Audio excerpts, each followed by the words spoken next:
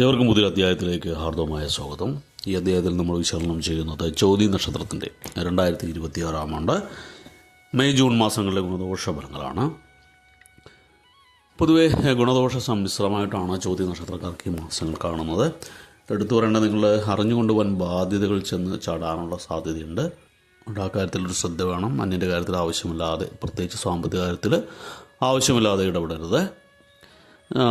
പ്രണയബന്ധങ്ങളൊക്കെ പൂണിയുന്ന സമയമാണ്. ആഗ്രഹിച്ച ജീവിത പങ്കാളിയൊക്കെ ലഭിക്കുന്ന സമയമാണ്. വിവാഹ ചിന്തനം നടന്നവർക്കൊക്കെ ഗുണകരമായ സമയമാണ്. അധ്യാപകർക്കൊക്കെ കാലം അനുകൂലമായിട്ടാണ് കാണുന്നത്. അതുപോലെ തന്നെ ഗൃഹം സ്വന്തമാക്കണമെന്ന് ആഗ്രഹം ഉണ്ടായിരുന്നവർക്കും അതിനുള്ള അവസരങ്ങൾ വന്നുപെടുന്നതാണ്. ചിലർക്കൊക്കെ വിദേശ ജോലിക്കുള്ള യോഗവും ഈ സമയങ്ങളിൽ കാണുന്നു. സന്താനങ്ങൾക്ക് വേണ്ടി അനാവശ്യമായിട്ട് പണം ചിലവഴിക്കേണ്ട ആവശ്യങ്ങൾ കാണുന്നുണ്ട്. ധാരാളം പണം സന്താനങ്ങൾക്ക് വേണ്ടി ചിലവഴിക്കേണ്ട സാഹചര്യം ഉണ്ടാവും. ശാരീരികവും മാനസികമായിട്ടുണ്ടായിരുന്ന ബുദ്ധിമുട്ടുകളൊക്കെ ഒന്നുകൂടി കുറച്ച് നാളത്തേക്ക് കൂടി തുടരുവാനുള്ള സാഹചര്യങ്ങൾ കാണുന്നുണ്ട്. സാമ്പത്തിക കാര്യങ്ങളിൽ കൂടുതൽ ശ്രദ്ധ തീർച്ചയായിട്ടും നിങ്ങൾ ഉണ്ടാക്കേണ്ട കാര്യമാണ്. സാമ്പത്തികം ദൂർത്ത് അതുള്ള കാര്യങ്ങളിൽ നിന്നൊക്കെ ഒന്ന് ഒഴിഞ്ഞു നിൽക്കുക. ആവശ്യമാണെങ്കിൽ മാത്രം പണം ചിലവഴിക്കുക. പൊതുപ്രവർത്തനങ്ങളിലൊക്കെ ശോഭിക്കുക. അതുകൊണ്ട് തന്നെ രാഷ്ട്രീയക്കാർക്ക് ഗുണകരമായിട്ട് കാണുന്നു. സഹപ്രവർത്തകരുടെ സഹകരണം കൂടുതലായിട്ട് ലഭിക്കും. ഉദ്യോഗസ്ഥർക്കും കാലം അനുകൂലം തന്നെയാണ്. ആത്മവിശ്വാസമൊക്കെ കൂടുന്ന സമയമാണ്. സങ്കല്പങ്ങളൊക്കെ ഒരുവിധം യാഥാർത്ഥ്യമാകാനുള്ള സാധ്യത കാണുന്നു.